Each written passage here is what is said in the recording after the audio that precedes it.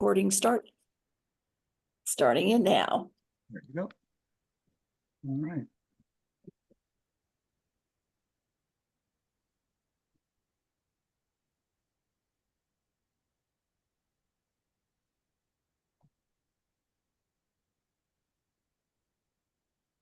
I'll go ahead and share screen. Yep. All righty. Okay. Here we go. Oop.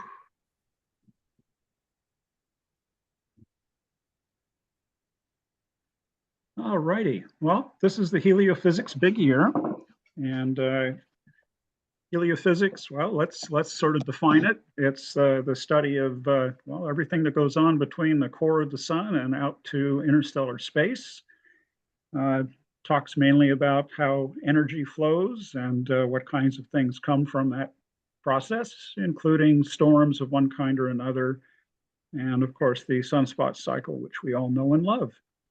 And of course, the key thing is that the sun has an effect on humans, and its various machinations have an effect on our technology. So the studies of all of these things and how they work together is called heliophysics. Helio from the sun and physics from physics. Very simple word. You won't find it in the dictionary yet, but we're working on that. The big year started with the annular eclipse last October, and it will end with the close passage of the Parker Solar Probe to the sun, where it will study the outer corona of the sun, which you see during a total solar eclipse. So that's very exciting. We've had a number of these sessions so far on a variety of topics, and in each case, I try to construct some kind of fun math activities that go along with the particular theme. This theme for August is back to school, so it's kind of an interesting concept. I mean, going back to school is a periodic phenomenon every September. So the idea of periodic phenomena and cycles comes to mind. NASA organizes its research in kind of in retrospect, now that we know what we're doing, in terms of three big questions. What causes the sun to vary? How did the Earth and the environment of the sun, the heliosphere, respond to these changes? And what are the impacts on humanity? These are the big questions for heliophysics. There are similar big questions for planetary and Earth and astrophysics. Of course, different questions, but still three big ones. What we've done at NASA HEAT, which is the group that I'm part of and which Hillary is a part of, is we've created a framework for heliophysics education, where you can see how heliophysics knowledge feeds into the various science standards that K through 12 schools have to work with. And so we're very proud of this. And for more, you can, first of all, look for the Big Ideas website at science.nasa. And the framework, there's a link for that later on. Framework basically takes each of these three questions, which are 1, 1, and 1. Sorry about that, folks. And breaks them into a further set of questions, which then map very nicely into the national science standards. And those standards are identified by the parenthetical items. This talk is going to be about the standard that covers our sun. Like all stars has a life cycle, so you're going to hear about things that have to do with the life cycle of the sun and of stars in general. Many things are controlled by cycles, and I said before, every September we start a new school year, and that's a kind of a recurring phenomenon. We also have what one often calls the cycle of life, but it's not really a cycle. It's more like an arrow shot into a target. It starts and then it ends. Not much of a cycle there, I don't think.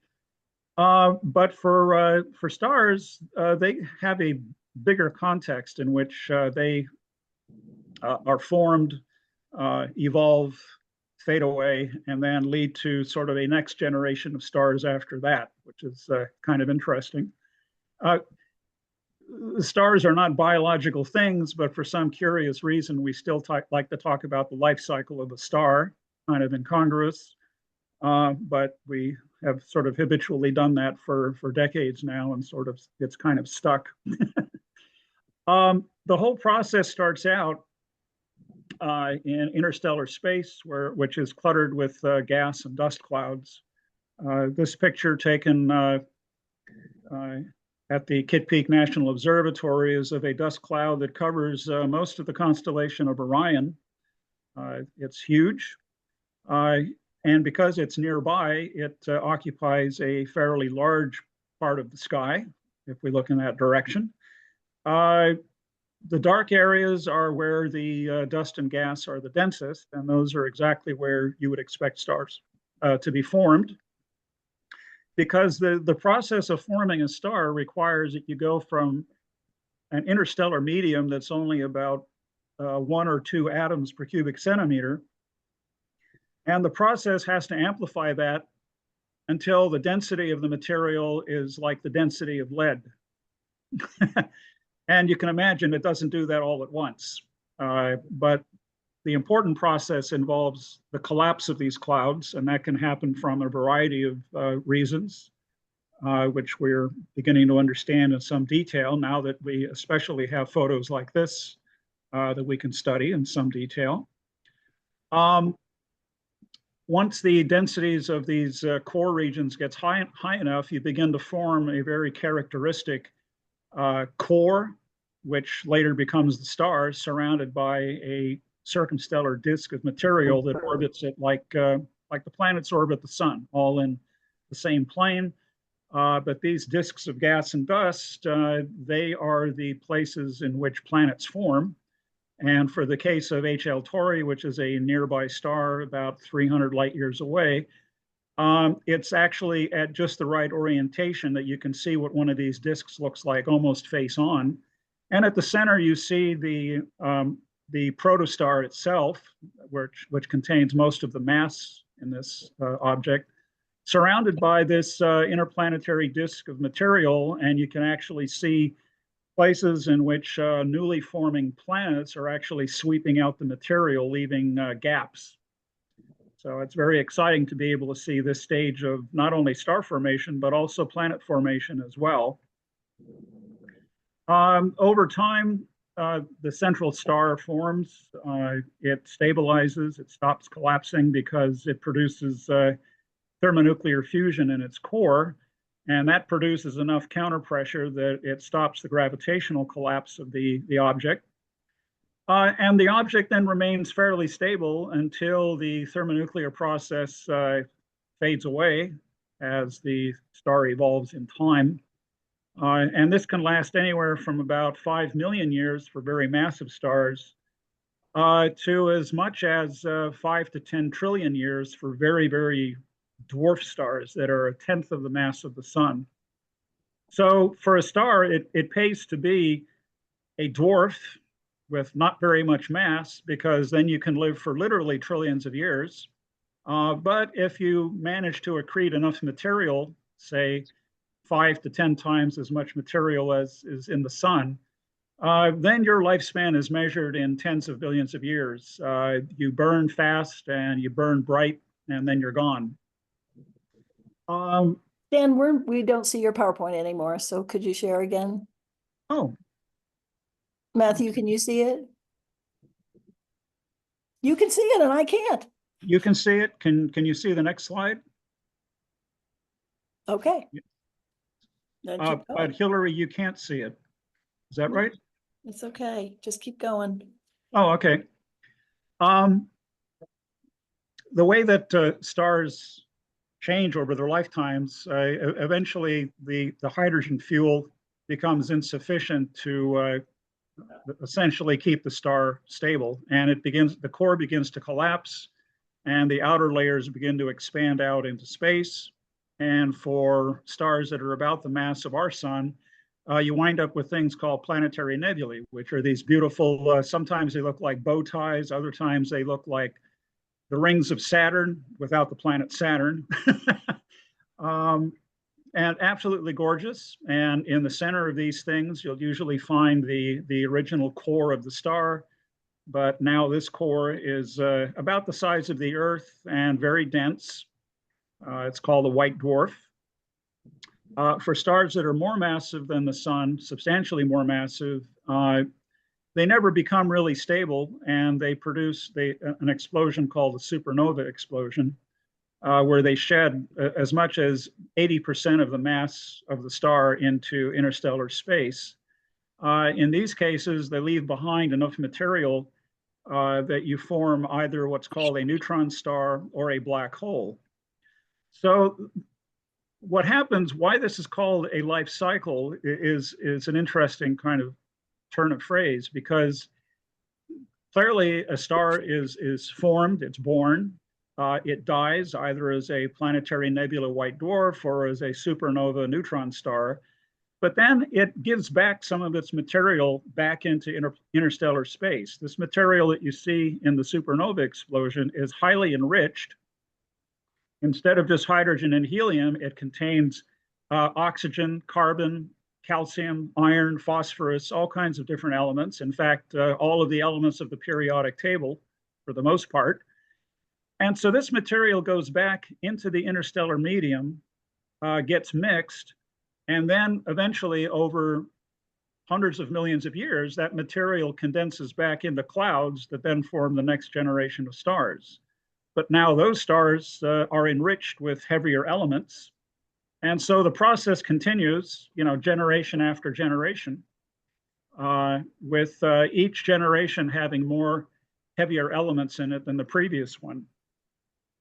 The neat thing about this is that this big cycle that goes on, you can actually determine how old the star is by just looking at its element abundances.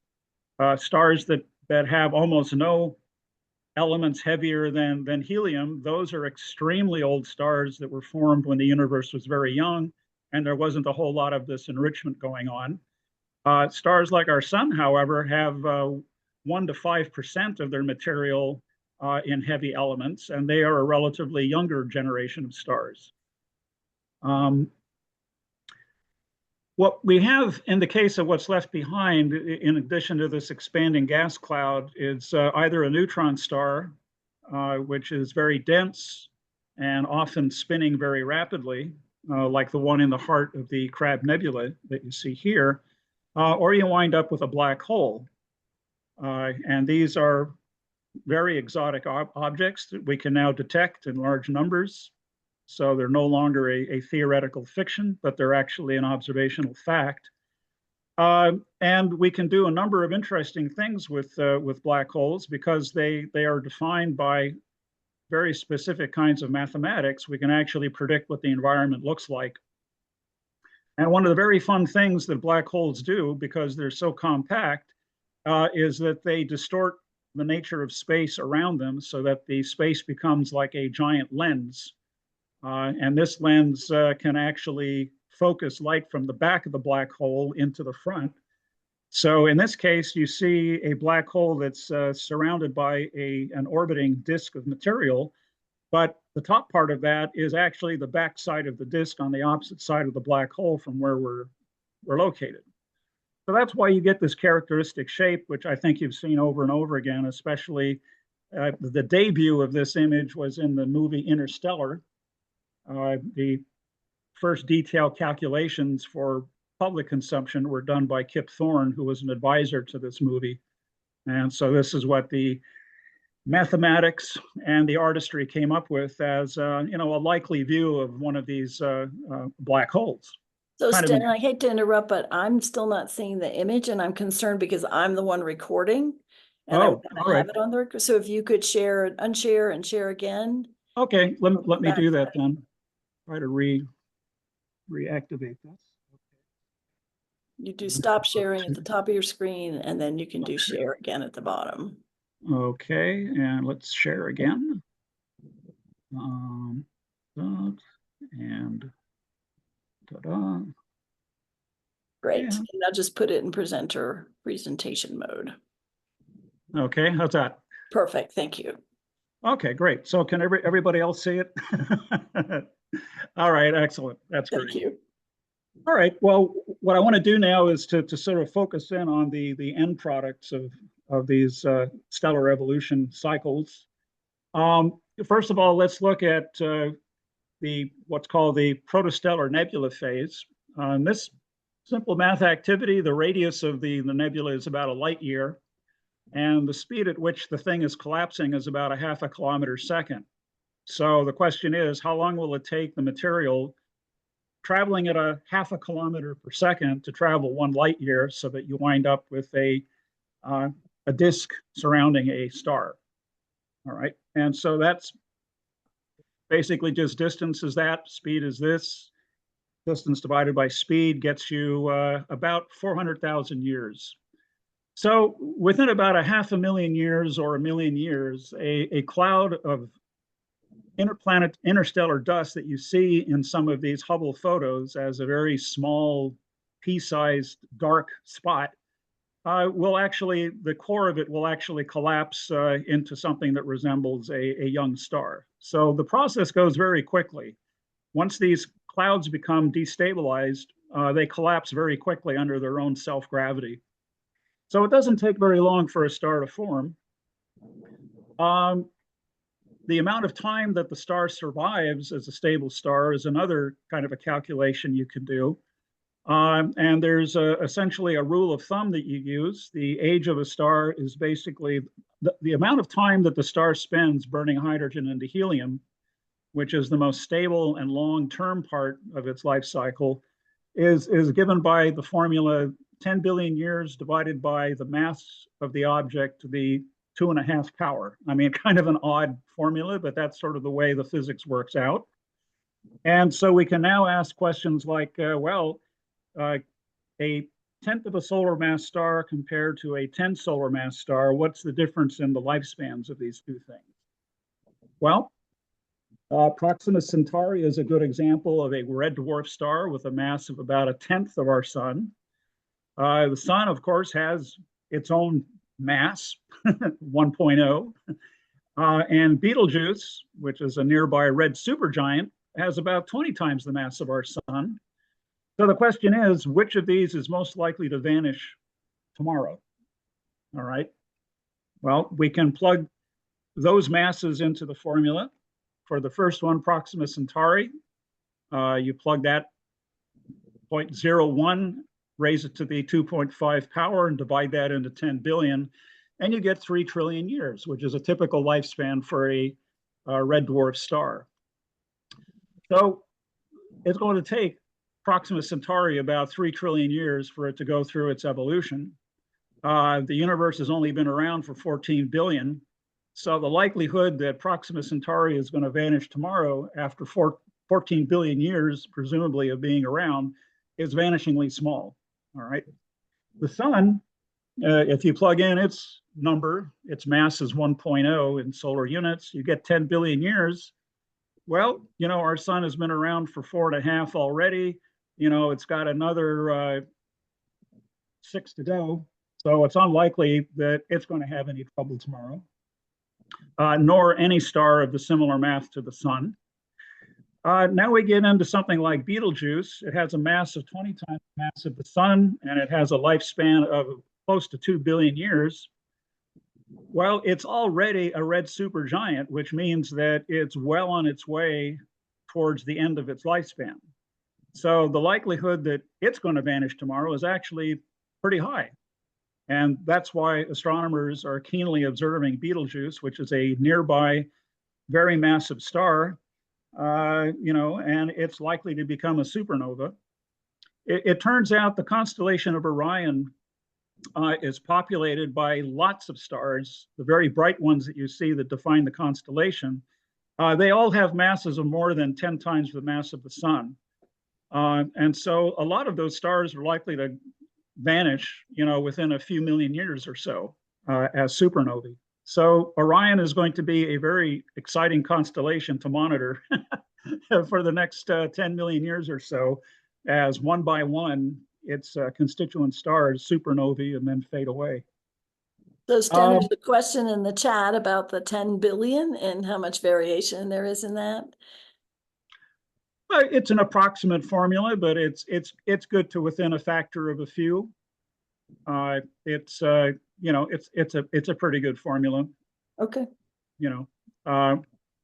Whether it's accurate to 10%, it's probably closer to being 10% accurate, because it's as you can see from the exponent of 2.5, there must be some interesting physics involved in deciding that that's the number, and that physics actually comes from the rate at which that star is producing light and consuming hydrogen in its core, and that can be modeled. And the model turns out to be, not a bad representation, of what's going on. So yeah, I think it's a pretty good estimate. Certainly, the 3 trillion years estimate, does it really matter? The point is that it's way longer than 100 billion years, and so forth. So yeah. Cole, did you have a follow-up, or you're good? Yep. Okay. All right. So what we have that's left behind from the evolution of a star after it's gone through its 3 trillion years, or its 10 billion years, or what have you, based on its math, is going to depend on its mass. We said earlier that it turns out that white dwarfs are common for stars between 1/10 and 5 times the mass of our sun. Stars with intermediate masses between 6 and 20 times the mass of our sun become neutron stars. And stars with about 20 times the mass of our sun or more usually become black holes. When you do the calculations, plus these are physics-based calculations, so they're not, just sort of arbitrary, but you actually follow through very carefully how rapidly stars in each of these mass ranges consumes its hydrogen, converting it into helium. And you wind up with a variety of models that depend very sensitively on the mass in terms of their outcome. But you wind up with either one of these 3 categories of objects as the end product. As I said, the neutron stars and black holes, they generally come from massive stars that become supernovae, while the white dwarfs are low mass stars that are never in danger of becoming supernovae. So they just are ordinary stars that eject most of the material into space and planetary nebulae, and then the cores become very dense and eventually cool off. We can look at each one of these end stages individually, get an idea of what they look like best we can. Here's an example of the size of the Earth compared to 3 nearby white dwarf stars. These are stars that are companions to stars that we can see very well, and so we can look at their orbits, determine their masses, and determine sizes as well. So we got 3 different types of white dwarfs. Each one of them has almost the same mass as our sun, but they're only about as big as the Earth. And so an interesting question is, if they're comparable in size to the size of the Earth, and they have a mass equal to that of the sun, what is their average density? And given that, you calculate that, basically how much would a 1 cubic centimeter sugar cube sized piece of their material weigh, right? Would it be something that you could lift? You can do the math. Density basically is mass divided by volume. And for each of these, we're going to assume the volume is that of the sphere, because that's probably what they are. And so you work out from the volume of the sphere, which is 4/3 pi r cubed. The radius is 6,000 kilometers, which is 600 million centimeters. Put that in the formula and get a volume in cubic centimeters. And then the density is simply the mass divided by that volume. And you get a number that's 2.2 million grams per cubic centimeter. And a 1 centimeter sugar cube at that density would weigh about 2.2 tons. So a teeny tiny sugar cube size piece of one of these things would definitely be about the same mass as a fairly large car or a truck fully loaded. We can take the next step and look at neutron stars and do exactly the same calculation. In the case of neutron stars, they only have a radius of about 12 kilometers, give or take. That's about seven miles or so. And if you plopped one of those things on top of, for instance, a map of New York from Google Earth, I mean, you can see that neutron star is about as big as Manhattan, give or take. We can go through the same calculation, calculate its density, and figure out what a sugar cube size piece of one of these things weighs. And as we go through that calculation on the right, we get a density of 300,000 trillion tons per cubic meter. And a sugar cube size piece of this has a mass of about 300 billion tons. So again, we're talking about a much more compact object, much higher density. And in fact, if you look at what the density of an atomic nucleus is, it's not much different than the density of a neutron star. And that's not an especially surprising result because the neutron star is made mostly out of neutrons held together by the same kind of a force that holds together atomic nuclei at this point. So you get about the same kind of a density. A neutron star is one giant atomic nucleus seen magnified very highly. So Sten, we have a question in the chat. Does the gravitational force depend on density? The gravitational force only depends on mass and how far away you are from it. Okay. So if you were to take our sun and instantly convert our sun into a white dwarf, the gravitational force at the distance of the Earth would be exactly the same. And so the Earth would not change its orbit or do anything weird, even though the sun has been replaced by an Earth-sized white dwarf. Similarly, if the sun is replaced by a neutron star with the same mass, even though the neutron star is only 24 kilometers across, at the distance of the Earth, the gravitational force would be identical to what it is now. And again, the Earth would continue to orbit normally as it does even today. Of course, the process of producing either of these two means that the star has gone through a variety of stages, any one of which would basically incinerate the Earth. So it's not so much an important issue that the force of gravity is the same at the orbit of the Earth. It's what the star has done to get there. And in the case of a supernova, basically it's incinerated the Earth. And in the case of a white dwarf, the red giant phase of the star, as it becomes a white dwarf, would have a surface that reaches out almost to the orbit of the Earth and once again incinerates the Earth. So the Earth is screwed either way, but it's a hypothetical scenario, so we don't have to worry about whether something like that would actually happen or not. Okay, thank you. Other questions? Nope. No. Now we get to a very interesting kind of an object, a black hole.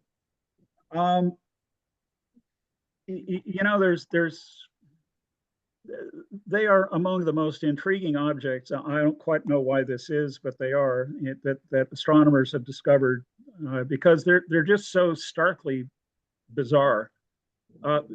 Irrespective of how they actually form, the idea that you can have a region of space that you could pass into, but you could never escape from, not even light can escape from it, is really a very peculiar situation in the physical world. These objects are only possible because of the intense gravity that they produce. That gravity is so strong that it actually distorts the geometry of space around them and completely warps that geometry, such that at a particular distance, you can actually have a particle of light going into orbit around the black hole. And at any distance interior to that, the nature of space is in the process of continual collapse so that there are no stable orbits. And so everything then gets literally sucked into the black hole from that point on.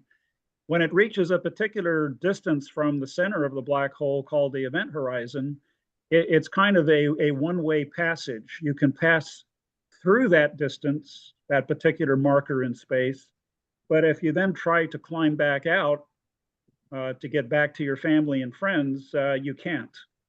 If you pass through that zone and then try to send a light ray out back along the path that you took, that light ray will basically just turn around and come back into the black hole and never get out beyond it. We don't have any objects like that in the universe that were predicted or understood prior to understanding the nature of space itself.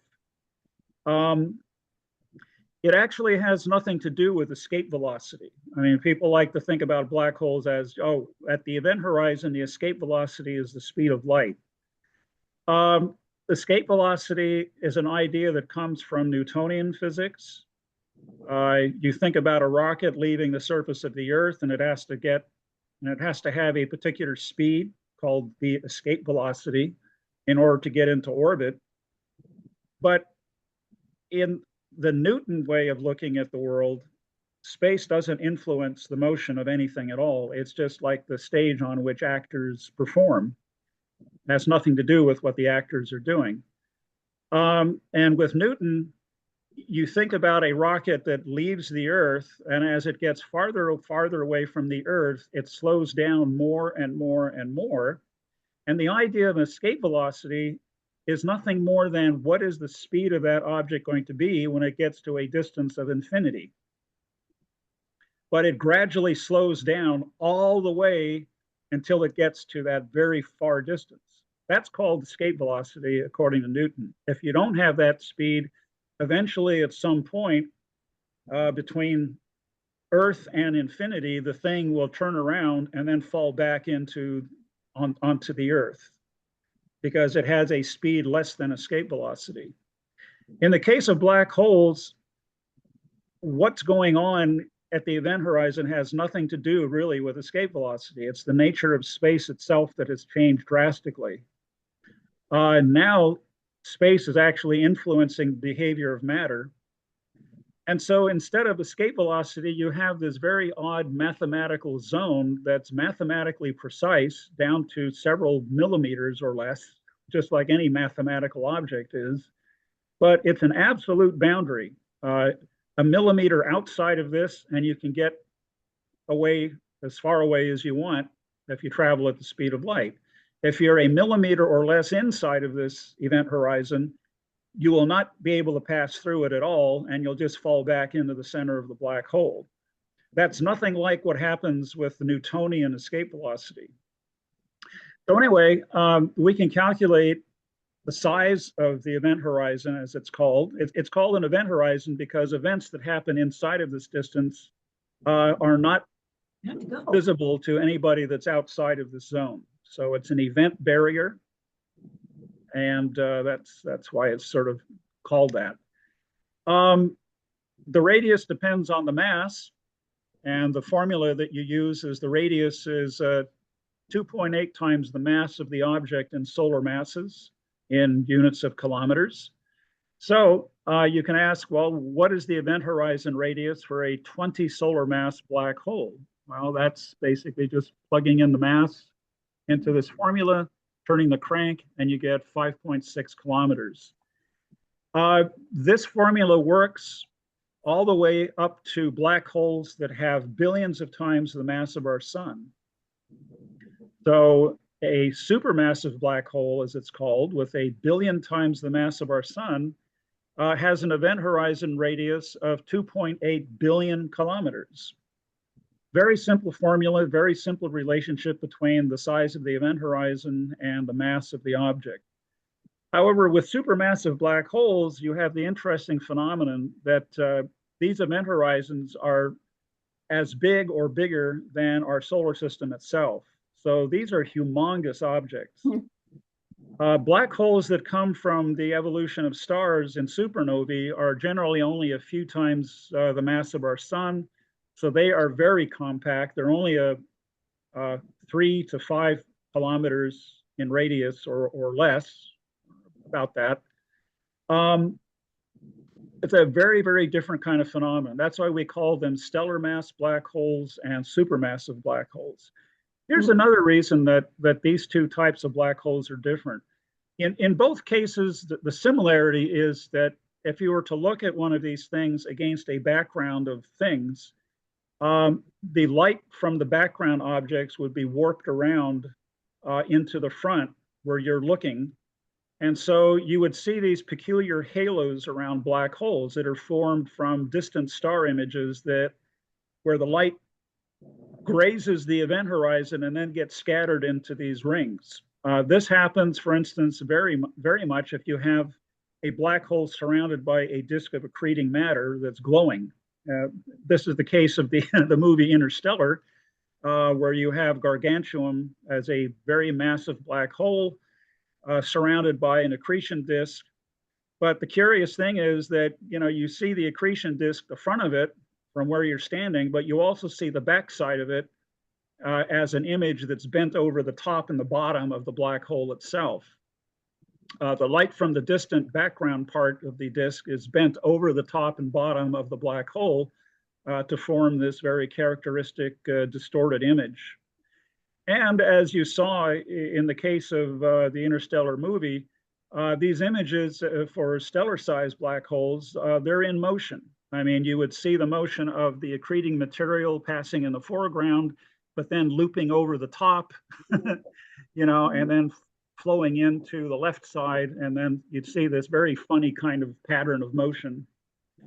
For black holes that we expect to see at this kind of resolution, it's going to be very different because the material from this particular perspective, we are close in enough to the black hole with these distortions that the material that we're seeing is actually moving at least half the speed of light as it orbits the black hole. And as you get closer to this ring of light, the material is orbiting even faster until when it gets to the ring of light, it's orbiting at almost the speed of light itself. If the material gets closer than that distance, if it's matter or even light, it basically falls directly into the black hole. That's why you'll have this kind of a shadow ring surrounding the black hole just above the event horizon, kind of an interesting little notch region between the luminous accretion disk and the event horizon, where you basically won't see anything at all. Making this look very much like Saturn's rings seen from sort of a top view. So, Stan, we have a question. Where do the lost things go? The things that get sucked into the black hole, where did they go? They go, well, for a black hole that has the mass of our sun, okay, it has a radius of about 2.8 kilometers. That is from the center of the black hole out to the event horizon, it's 2.8 kilometers. Now, something that falls in because it no longer has a stable orbit is going to pass the event horizon. And you can work out the math. How long does it take something traveling at nearly the speed of light to travel 2.8 kilometers? And the answer is fractions of a second. So by the time the material passes across the event horizon, within fractions of a second, it falls to the center of the black hole. But that's where what we call a singularity exists. The entire interior of the black hole represents a region of collapsing space. There are no stable orbits. The only direction you can travel is radially into the center. And at the center, you reach regions that are at higher and higher densities until you reach the singularity, which is a region of almost infinite density. So the other thing that happens to you, which is very unpleasant for solar mass black holes, is that as you're traveling to this thing, maybe falling in feet first, you eventually reach a condition where the difference in gravitational force between your feet and your head becomes much higher than the tensile strength of the material that makes up your body.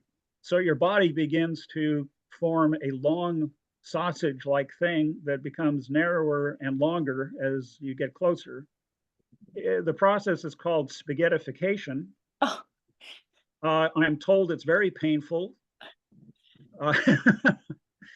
Uh, until eventually, when you reach the event horizon, the gravitational force difference is so strong that you basically turn into essentially a cylinder only a few atomic diameters across and a very narrow string of material before you fall into the event horizon and pass beyond it. So it's very unpleasant. Huh. Another question. Spaghettification is in fact, a normal human can't get to within 1,000 kilometers of a black hole before you start basically having your head disconnected from your body. Your head is the most fragile part to be spaghettified. So the nice thing is, it doesn't matter if you dive head first or feet first into a black hole, your head is going to pop off first. So it'll be, yeah. Another question is the depth of the space-time fabric for a black hole, does it tend toward infinity? At the center of this particular type of black hole, you have a singular point called the singularity, and our calculations based on ordinary general relativity say that you reach infinite densities, which means that the curvature of space becomes infinitely small, which means that the gravitational forces become infinitely large. Well, once you start throwing the word infinity around a lot, you have to realize that your theory itself is broken down at some point. And that's why physicists are very keen on understanding what's called the quantum nature of gravity. Because we think that these singularities at the center of black holes are things that are artifacts of our relativity theory that doesn't have quantum mechanics built into it.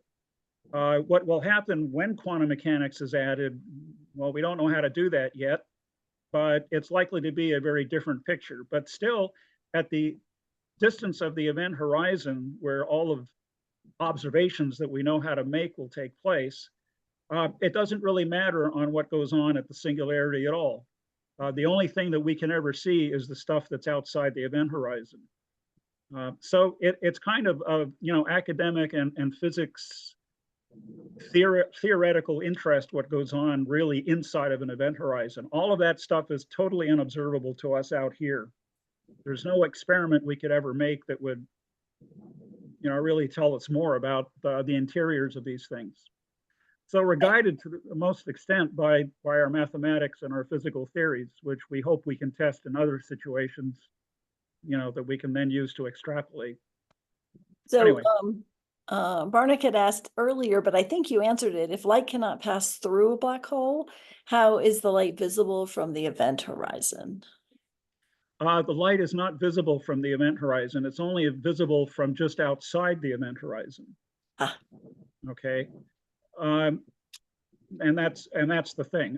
In fact, the other things that happen that go along with this is that as you approach the event, if I were falling into the event horizon, with a light that pulsed once every second, somebody watching that happen outside, way outside the black hole, would see those light pulses take longer and longer intervals.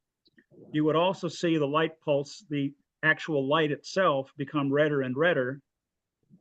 And you would also then see any clock that was falling into the black hole, you would see it basically take longer and longer to tick. So as you approach the event horizon, things basically become redder, they fade out, and from time dilation, things appear to go slower and slower. If you were to look at if you were falling into a black hole yourself, well, let's talk about the supermassive black holes. These are ones that are as big as our solar system. The neat thing about supermassive black holes is that the gravitational changes across the event horizon are very, very, very modest. You would not even feel that you had passed across the event horizon at all. That makes supermassive black holes what we call traversable. You would not be spaghettified if you fell into one. But if you tried to then rocket your way back out, the same thing still applies. You would not be able to get back out even traveling at the speed of light. So that makes supermassive black holes very dangerous for space travelers. They can fall into one and not realize that there's anything going on. They don't feel like there's any tension. They don't feel any stretching or gravitational effects. But once they're inside this mathematical zone that's very precise, there's no way they can get back out. Now, if you were falling into a supermassive black hole and signaling to your friends way out on Earth, they would see your clock tick slower and slower and slower and eventually come to a complete stop as you got at the event horizon. They would also see your image fade, from, being nice and visible to infrared and then microwave and then radio and then finally fade out completely. So anything falling into a black hole looks like it's kind of frozen in time when it reaches the event horizon. But if you were the person falling into the black hole, you would not notice anything unusual happening to your clock at all. But the neat thing is that if you look back the direction that you came as you were falling in and looked at what was happening to the rest of the universe, this redshifting effect that people are seeing you go through, the observer falling into the black hole would look out into space and see a blue shift going on. Every star would appear to look like it's getting brighter and brighter, and most of its light is first in the visible spectrum, then in the X-ray, then in the gamma ray. In fact, the entire cosmic background radiation, which is in the microwave part of our spectrum, would shift into the infrared and then into the visible and then into the gamma ray.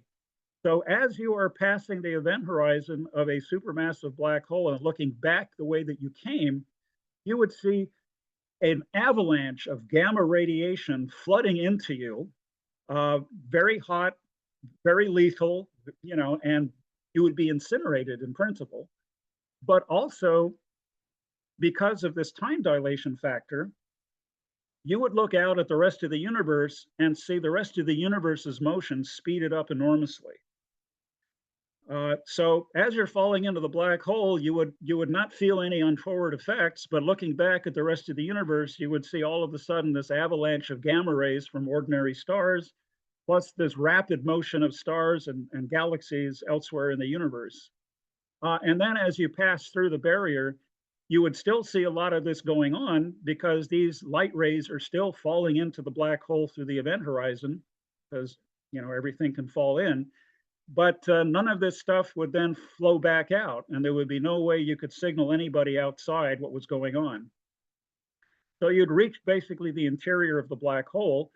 Now, because it's such a big black hole, it's 2.8 billion kilometers in radius. Even traveling at the speed of light, it would now take you many hours to get to the center and finally be crushed to death at the singularity. So you'd have about 2.5 hours to watch an amazing universe changing outside of you and gamma rays flooding you and probably incinerating you anyway. And then you'd be dead. So that's kind of fun stuff. So if the Earth became a black hole, we can use this formula to figure out how big it would be. It would be about the size of a nickel. The radius of a supermassive black hole, as I said, it's going to be 2.8 kilometers times the mass of the thing in solar units, and so we get something that's like bigger than the solar system. And in the case of two supermassive black holes that we've actually imaged and detected, one is Messier 87 and the other one is Sagittarius A star. We can actually see what this accretion disk optical mirage thing looks like. This is what we saw in the previous image. Here, we're seeing this kind of an effect, but now we're actually able to detect it. The light from the back of the accretion disk bent over the top.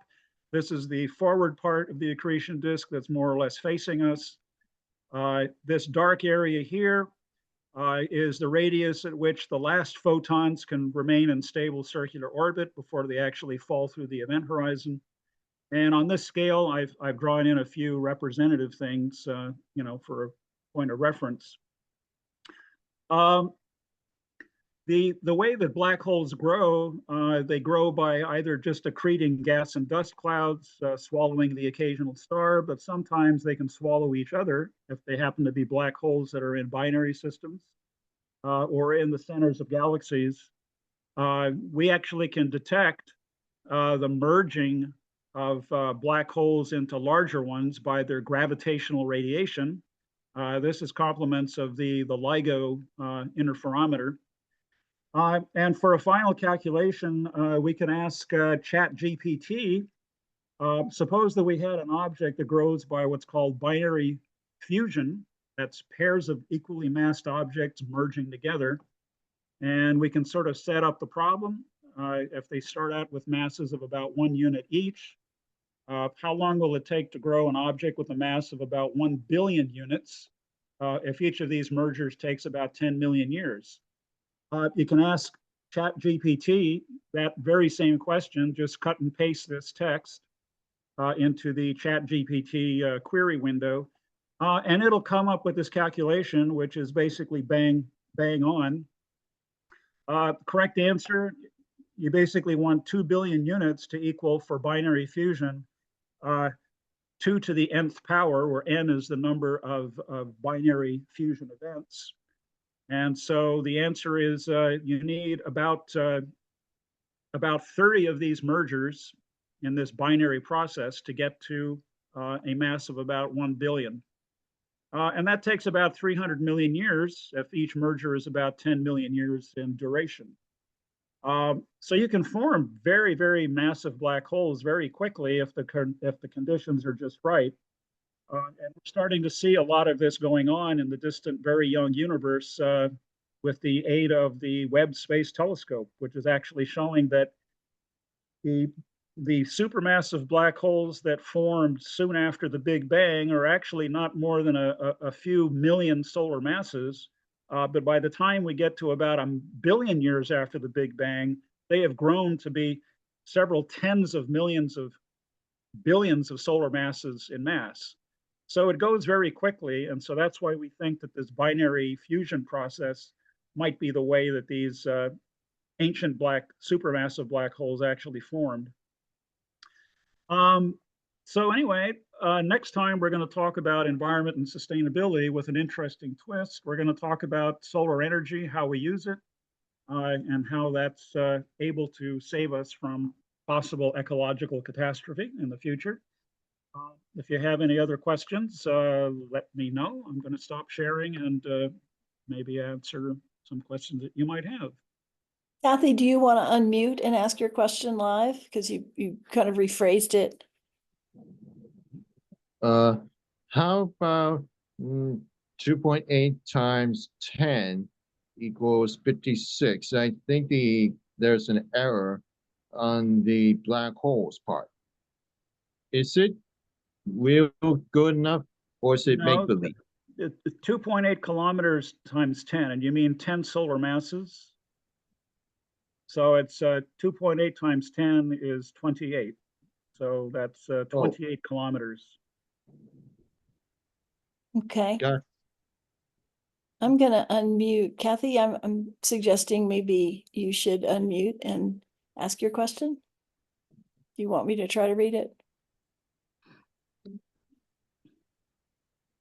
Let's see, chat. Let me. Oh, can you see the chat? Kathy asked, can you measure any changes in forces originating from the black hole when objects enter singularity? No, you can't measure anything inside the event horizon of a black hole. All you can do is see what goes on outside of the event horizon, and that means looking at the accretion disk and what it's doing.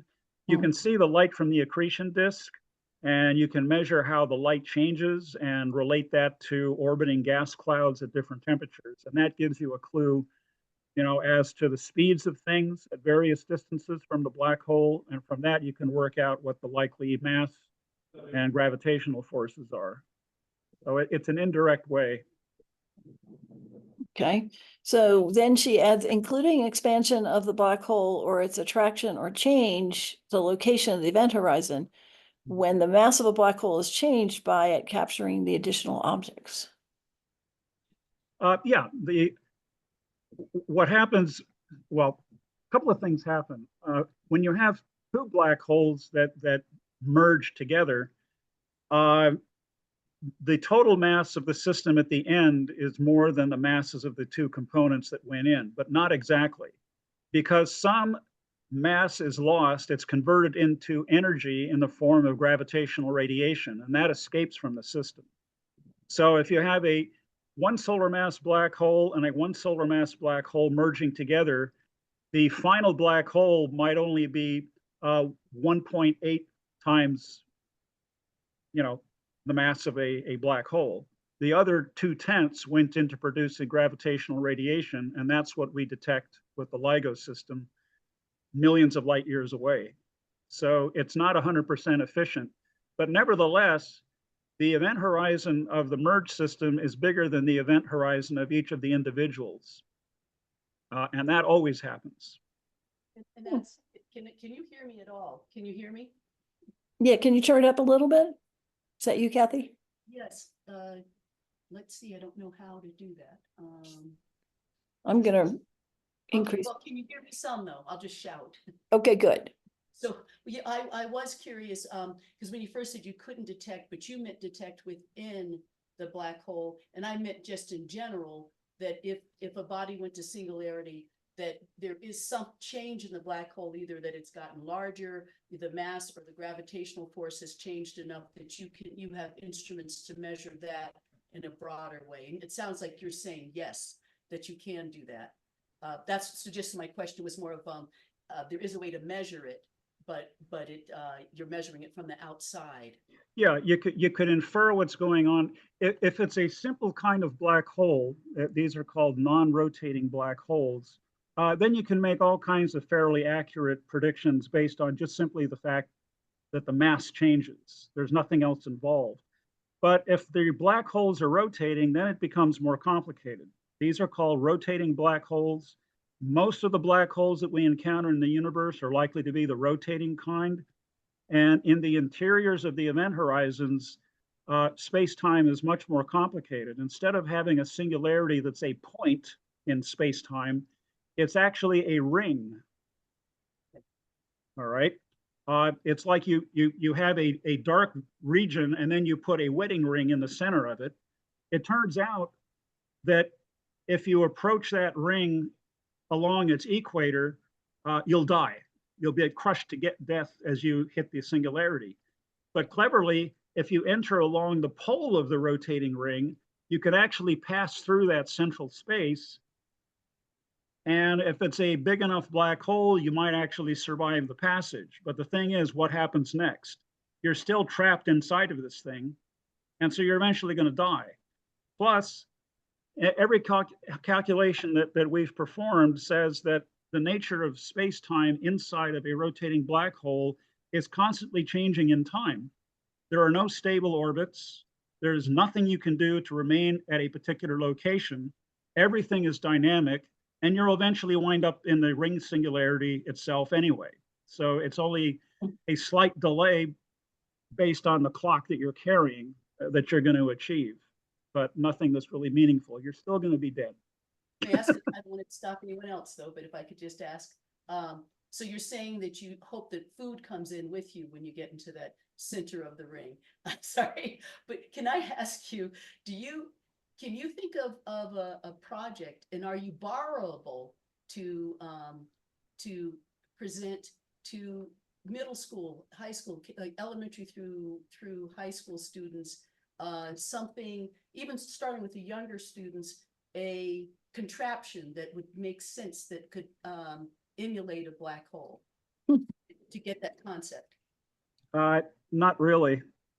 There is nothing that we can come up with that really represents in any believable way what goes on inside of the event horizon of a black hole. It's such a different nature of reality that there's no analogy that we can construct you know, that would really give it justice. It's all mathematical, or a supercomputer virtual reality experience. And there are a couple of these that are online, which actually seem to do a mathematically accurate portrayal of what to expect if you go into a black hole. But it requires a supercomputer crunching very complicated equations in general relativity and physics in order to give you that representation. You know, so, you know, it's weird. It's like, you know, you go into church and you ask a priest a question and they give you an answer, but they can't give you the finer details of the answer. You just basically have to believe that they're giving you the straight shimmy on a particular subject. In physics, in a lot of areas in physics, it's like that. You can ask a simple question, but if you want more details, you basically have to go through a PhD in physics in order to really understand the answer. It's not a put off, and it doesn't mean that the answers aren't valid because they're complicated. It's just nature is complicated in excruciatingly complicated ways. And, you know, it's the nature of what we do. Well, thanks, everybody. We're over time a Yep. little bit, but this was a Yep. great discussion, and I want to thank you all for coming and invite you to come next month too. So we'll look forward to seeing you then. Bye-bye. Bye-bye.